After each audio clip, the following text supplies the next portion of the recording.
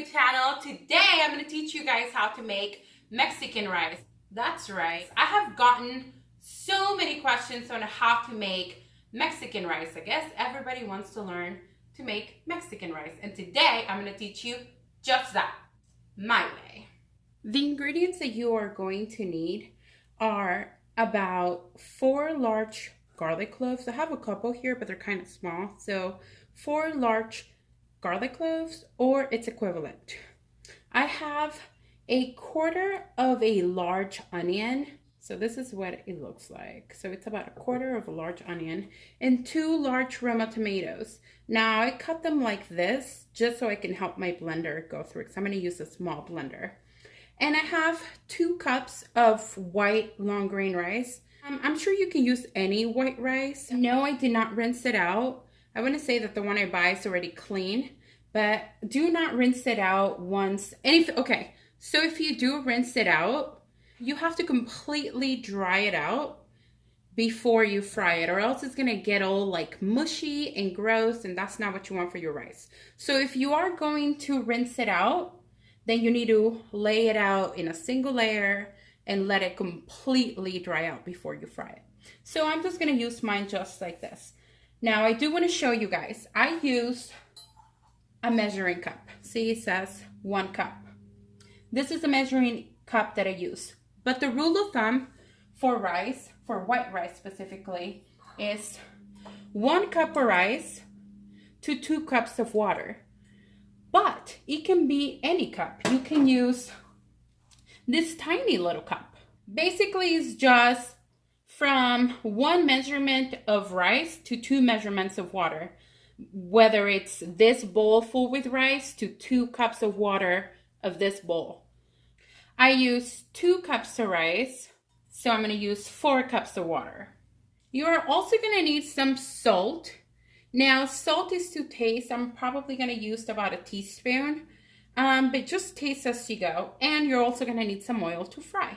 Okay, what we're going to do next is in a hand blender.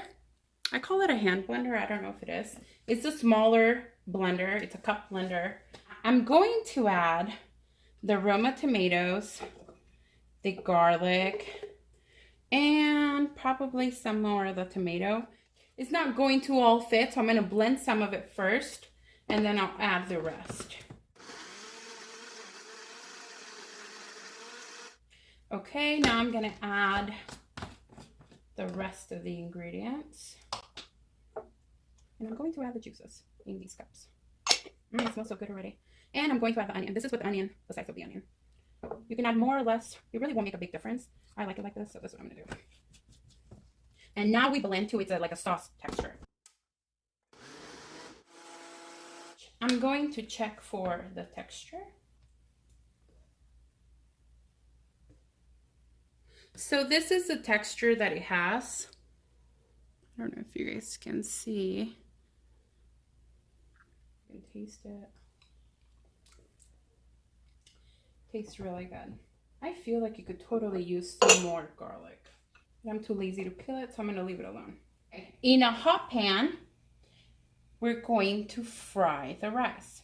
Let me tell you something. When you cook rice, it's best to do it on a wider, flat pan instead of a, taller type pot. And the reason being is so when it spreads out, it doesn't get mushy. It gets better. I want to say that white rice goes good in a pot. And when you do fried rice or Mexican rice, you definitely want to do it in a pan with a lid that has this escape. This lid has a air escape. Now, if you don't have a lid that has an escape, you can just lightly leave a little bit of air to escape. Okay, so the pan is nice and hot. I actually need to let it unsmoke a little bit. We're going to add some oil. I'm going to add enough oil to cover the whole pan. Well, cover it enough. Maybe that would be 3, maybe 4 tablespoons. And then I'm going to add the 2 cups of rice. Putting the heat back up. You cannot leave from this point. Once you put the rice in the pan, you have to toss and stir it because it will get burned. And if it gets burned, it is not going to be good.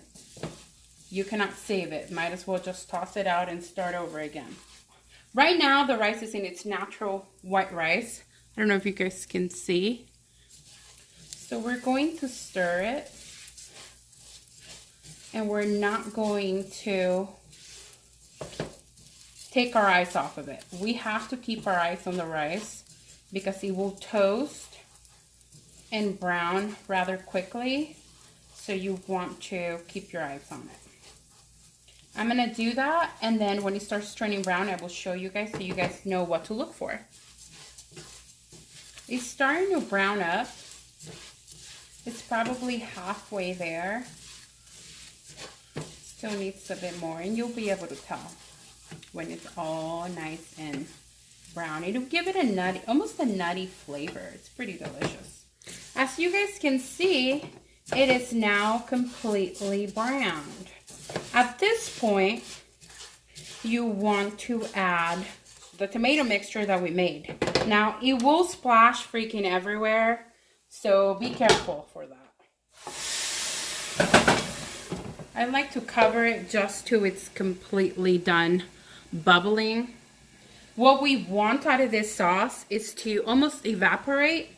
Not covered, you guys. I'm just doing this for safety purposes. It's already died down. Now we're gonna mix it all in. And we want it to get that robust red flavor. The pan is still on high. Oh, it smells so good. It smells so freaking good. Okay, so I added all of the sauce. So the whole 2 tomatoes, garlic, and onion are in here. See how the color changed from this color pink right here? I don't know if you guys can still see it. To this robust, like orangey red. That's because the tomato is now being cooked. The flavor's changing a little bit. And you see how it's really kind of wet right now? We're gonna let it evaporate a little bit. Still on high. We're gonna let the tomato cook a little bit. And then we are going to add the water and salt. Okay, the tomato sauce is kind of evaporating, cooking in. It smells freaking amazing in here. Okay, now that the sauce has fried and evaporated, I'm going to add the water. This is 2 cups. The pan is still on high, you guys. And this is the other 2 cups. You want to make sure you use all of the tomato sauce that's in there. So that's why I use this. Now there's 4 cups of water in here. Now, in order for my rice to come out perfect, I always add the 2 cups of water and about a 1/4 cup more, like a little shot extra water. I have always done this and it always comes out perfect. Okay, so at this point, we have the tomato, garlic, onion mixture. We haven't added any salt, so we need to do that. I'm going to add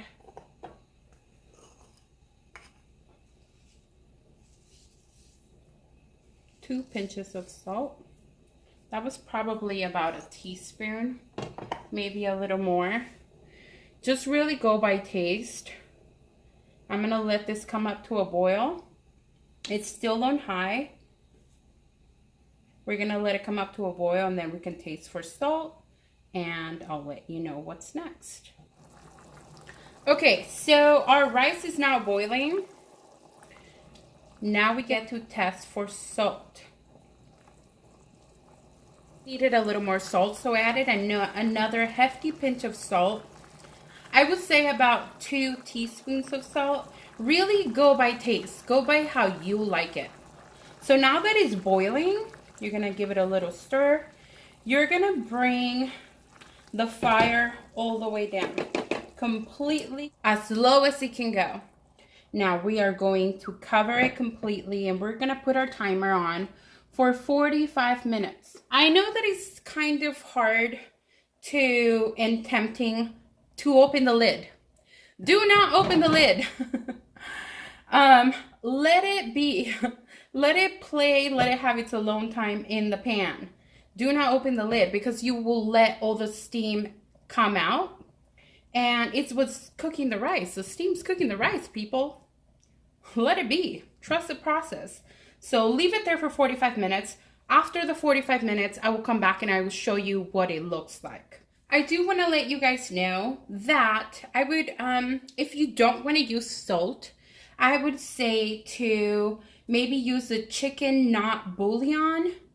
That might work really well. I haven't tried it myself. I really like the flavor of the tomato, onion, and garlic, especially the garlic. As you guys already know, I'm a garlic abuser, but it just flavors everything really well. Okay, guys, there's 1 minute left for the rice to be done.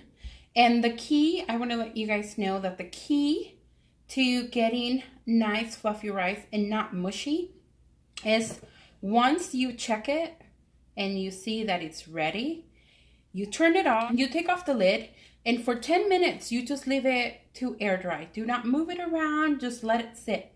That's how you will get nice, fluffy, unmushy rice. That's the trick, guys.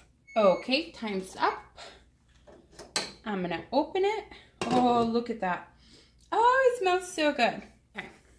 You guys see all this red and orangey stuff? Don't freak out. It looks like foam almost.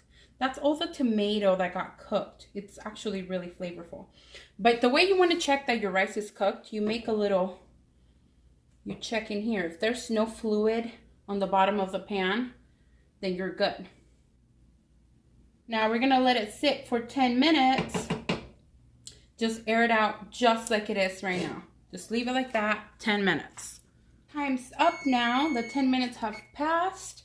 And now, if you wanted to, you can fluff your rice and it won't become a nasty mush.